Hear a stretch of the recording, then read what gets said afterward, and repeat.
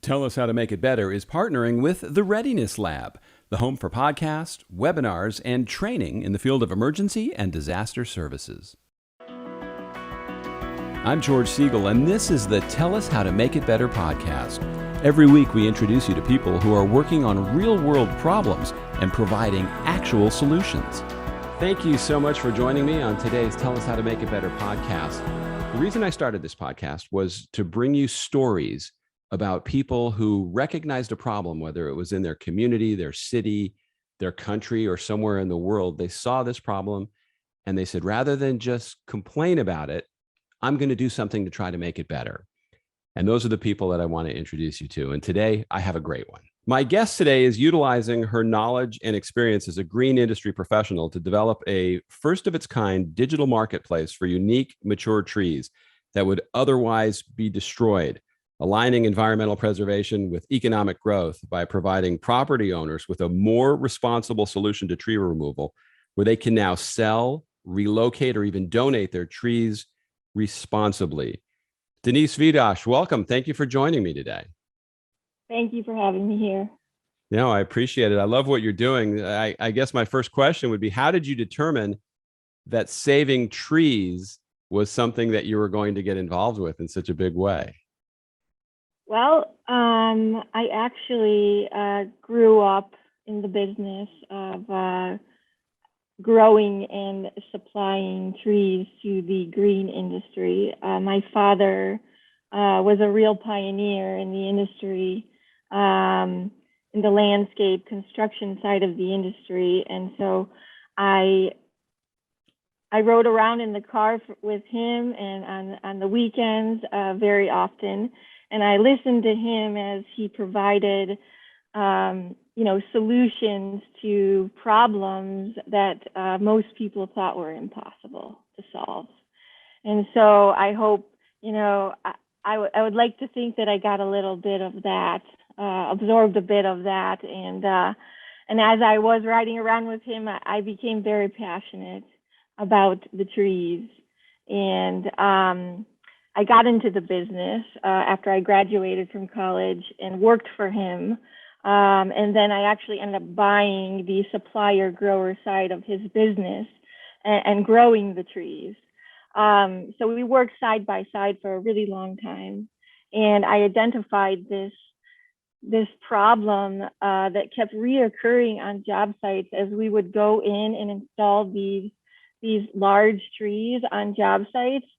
We would be cutting down, trees that were outgrowing their location or in the way of new construction that were very valuable.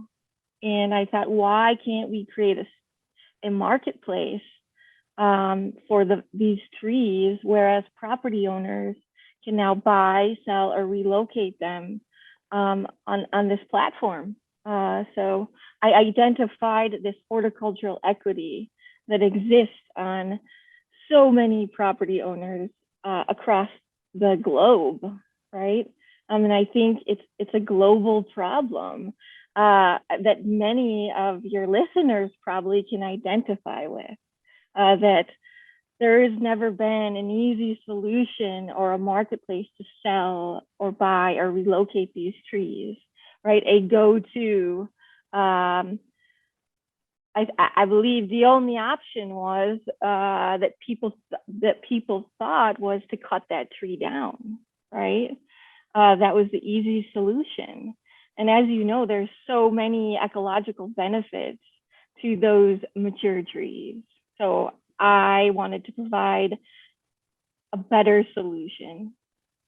Yeah, well, as anybody would know, I mean, anybody that cares about trees, or even if you don't, if you tick off somebody that does, they will really get on you because people are very passionate. I live in South Florida, or South Tampa rather, and it's a big deal if you want to cut down a tree here.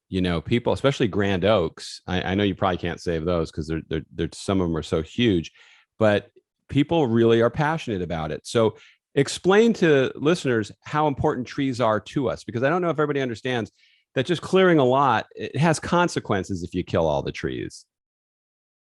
Well, at a certain point, that a mature tree starts providing its ecological benefits to our planet. At about 10 years old is when it starts to, be at its peak performance, right? And as it grows, it provides exponential benefits, and those being obviously the one that we talk about most often is the sequestration of carbon in the air that there's a significant amount of right now, and also provides the very oxygen that we breathe on a daily basis. One very mature tree provides oxygen for 2 human beings daily, up to 2 or 3 human beings on a daily basis. And it also provides, captures runoff that is going into our waterways. It provides habitats, and it provides, like, aesthetically a lot of beauty to our lives. So yeah, those are just a few, I think.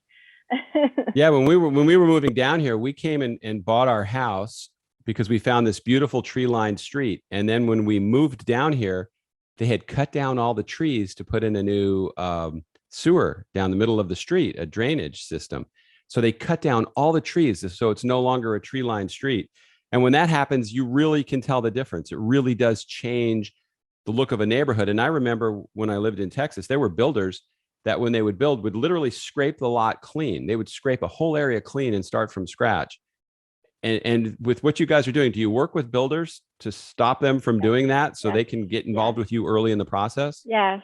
We have several programs to get involved on our marketplace, but one of them is to become a brand ambassador, which means that you are able to identify to these property owners that there is an alternative, more responsible solution to tree removal. So a lot of builders, yes, we're involved with several, and they get a piece of the fees, right? From well, that'll get them interested. Those guys count nickels, yeah. You gotta incentivize people, right? I mean, and it feels good as a builder. I think it levels up your integrity, right? As a builder, whatever you're doing, if you're preserving and providing a beneficial footprint to the environment, right? So now, in a lot of the statistics that I was looking at, they seem to talk about trees in terms of deforestation and how that affects the globe. And I thought it was unbelievable that 15 billion trees are cut down every year. And it says each person on the planet could have 3,000 rolls of toilet paper with that. And then the other statistic that caught my eye was if you stacked the trees they cut down on top of each other, they'd reach the moon and back almost 6 times. That's unbelievable. Right.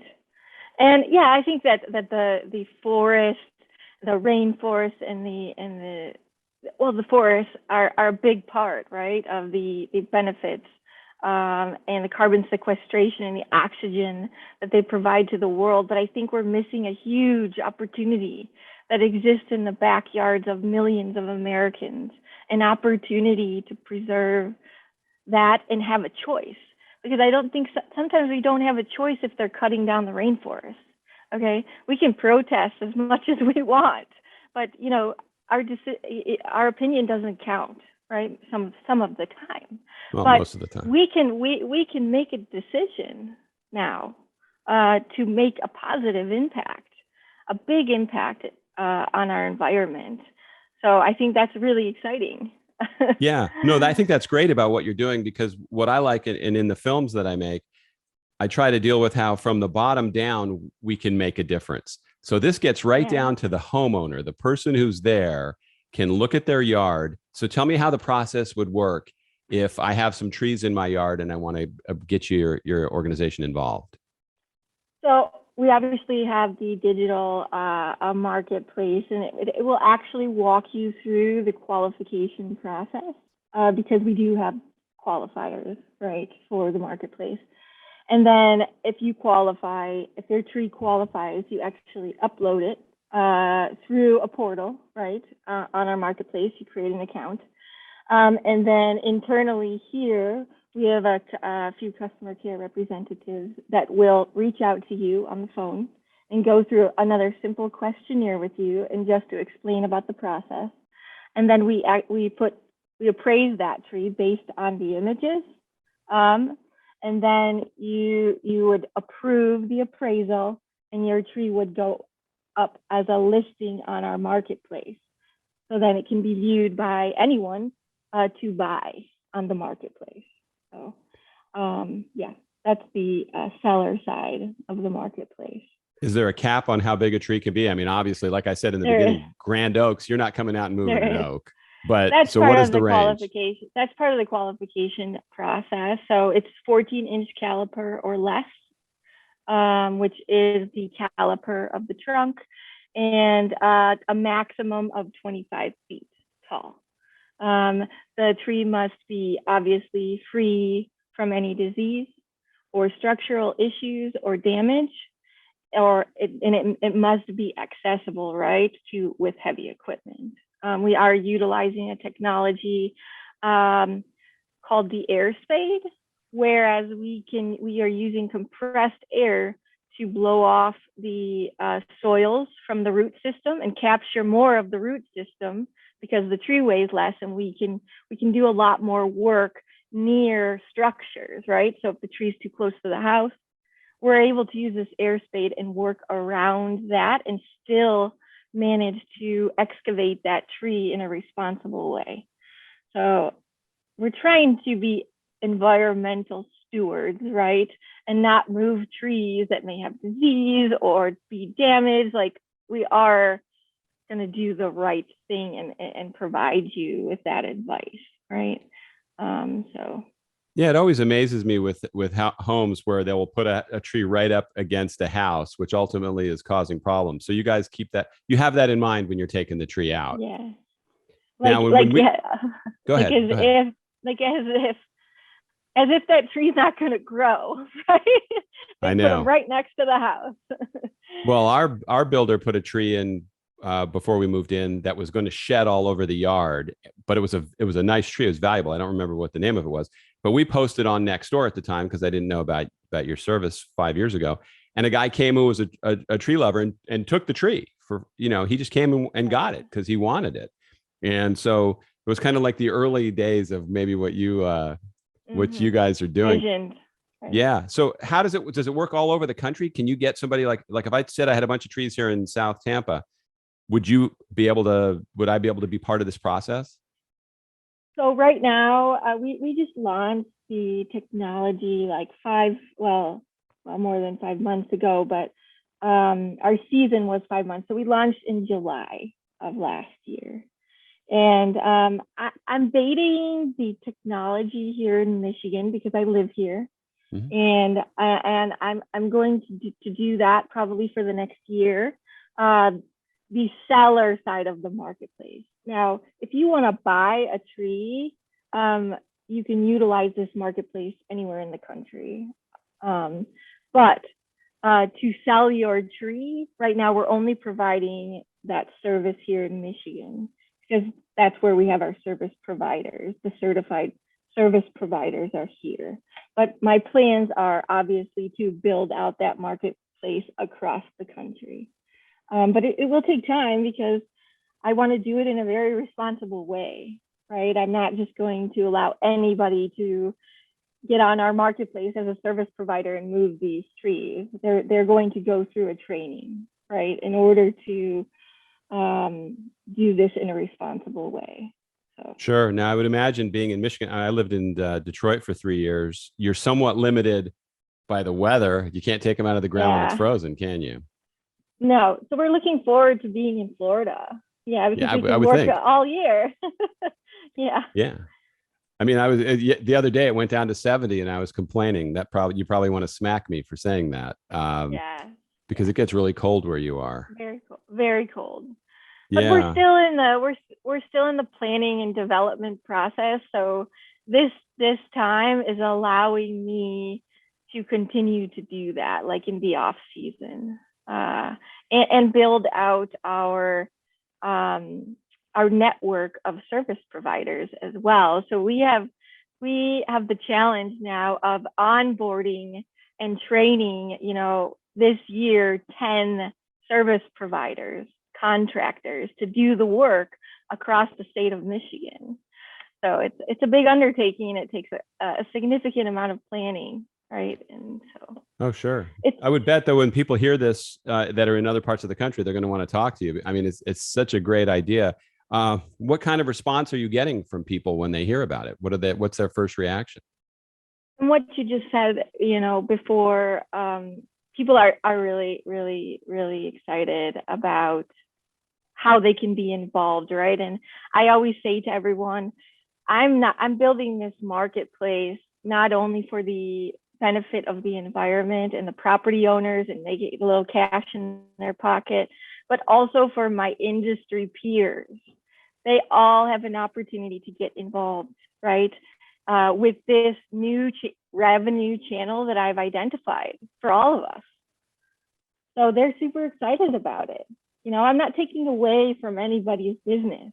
They can all come and be involved and provide their services and level up the integrity of their business and their company.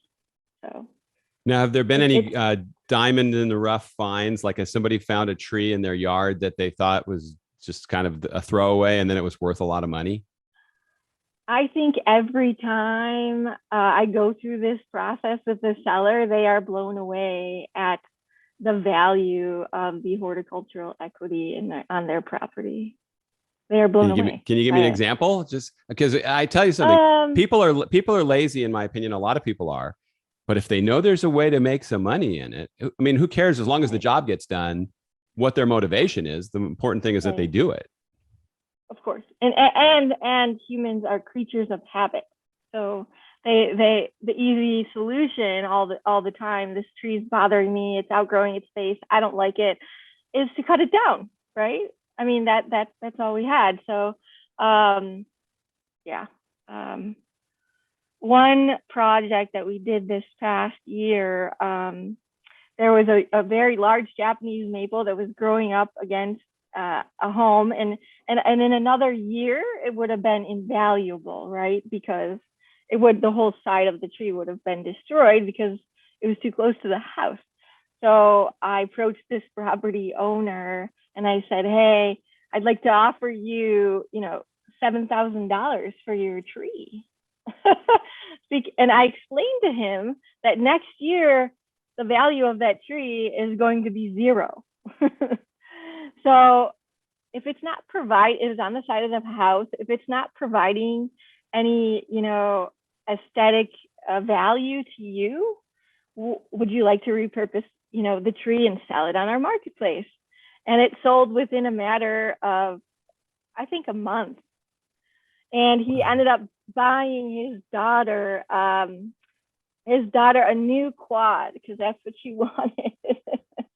So, it's identifying this value that people never knew existed. They didn't know it existed, or that there could be this opportunity, right? And it'd be easy to do, right? Oh, absolutely. So, I think that's going to be huge for you because it's hard to make $7,000 doing anything. But if you just have something sitting in your yard that maybe you had nothing to do with, I think that's going to be huge. What obstacles are you running into with this business? Because I know everything sounds great, but there's always challenges. What obstacles have you encountered? Well, I think people being creatures of habit, right? So the one I identified earlier, I think it's hard to get people to change, right? Mm-hmm. The way they've been doing things for a very long time. I think my challenge here is going to be building out the network of service providers, right? My soldiers, the people that are going to get in there and do the work, and also the brand ambassadors, or that we like to call the people that are going to identify this opportunity to property owners, because most property owners don't know that there's an alternative. So, we need to build this out with a network of professionals in the green industry, right? that can help us build and grow our mission in our marketplace. And luckily, I already know, I have a lot of relationships in the industry, so I'm building that out. But it takes time. So it's not going to be, I want it to be ready on a national scale tomorrow, but that's just not realistic. Yeah, I want it to be ready tomorrow also, so you can walk around my yard and tell me if I've got any coins under sofas. Like, hey, wow, that tree's worth something. That would be right. that would be awesome. To do this in the way that I want to do it responsibly and for the environment, it's going to take some time, right? Sure. So I think that that's my challenge, and also, identifying this to to homeowners, getting the word out there. That also takes a lot of time, but platforms like you've created have really helped individuals like myself get on the map. So well, that's awesome. I think your biggest challenge is true. It also is the quality of people. It's fine. Good help is hard to find, but I think because it's trees and environmental, the people that are involved in that industry seem to care. And I think when people care, they tend to do a better job. So I think growing your business is going to be fun to watch. It's only going to add value and revenue to so many people, right? And we will have a more beautiful planet because of it in the future, for your children, my children to enjoy. And yeah, absolutely. Now, I asked you before we started, I said, does anybody ever call you the Lorax? You said they do. Yes. That's a great thing to be called. I do speak for the trees because the trees don't have a voice. And I think I have a real opportunity to create a very important awareness about the value of them to our life, which is huge. I think we take them for granted. Sure. In our yards, when we walk by them, we take them for granted, and they actually support the life that we have. If trees cease to exist on this planet, so do we. And they don't need us, we need them. Absolutely. And I think by the fact that for the people who don't care, if they know there's money involved, maybe if that's their only reason, who cares, right? If you knew you had all these valuable trees, doesn't that add value to your home? A significant amount of value that people aren't aware of and that hasn't been identified to them. And I call that horticultural equity. There's a lot of it in your backyard. So it's another way another way we are identifying this, right? For individuals like you who have no idea what's in their backyard. Now you're going to go walk out there today and look around. Yeah, there's no question about that. Now, what advice would you have for somebody who has an idea like you did? Not the same idea, but somebody who has an idea, something they want to do, but they just haven't got started yet. They just don't know what to do. What would you advise somebody to do with an idea that they think can make a difference in the world? If you're dedicated and passionate enough about something, if you build it, right, and it will, and it will make an impact on the world, people will come and they will identify with that. So don't wait one more day, because one more day is a day lost, to share that with other people, right? So that they can, benefit from whatever you're creating, right? So it is challenging. I will say that, but it's worth it. Well, I think you're going to have a lot of people coming to you. So tell people how they can find you. What are the different ways they can follow you and get ready, so when you come to Florida, they can pounce on it, or maybe get you here sooner? That would be fantastic. So our marketplace, the website is www.re At.Tree.org. So that would be the place to go. You can contact us on that page. I love to hear any questions people have.